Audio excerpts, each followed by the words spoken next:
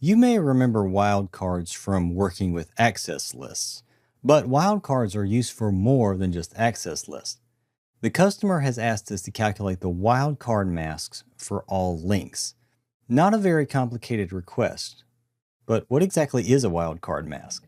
Well, a wildcard mask is simply a binary inversion of the subnet mask.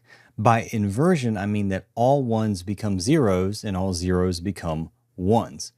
Wildcard masks are extremely important because they're used not only with access lists, but also dynamic routing protocols. I mentioned that a wildcard mask is a binary inversion of a subnet mask. So let's look at what that looks like when we're working with decimal. Take the subnet mask 255.255.255.128. If we were to convert this to binary, invert or flip all of the bits, changing ones to zeros and zeros to ones, and then convert the result back to decimal, we would get the wildcard mask, 0.0.0.127. Now that may not seem very intuitive because, well, it's not. There's a little trick you can use that makes calculating wildcard masks super easy.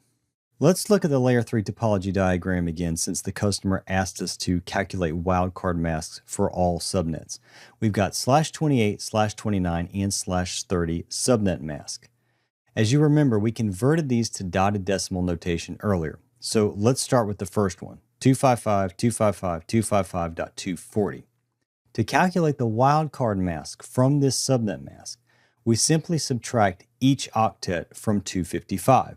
255 minus 255 is 0, and 255 minus 240 is 15. Let's do the next one. This is our /29 mask.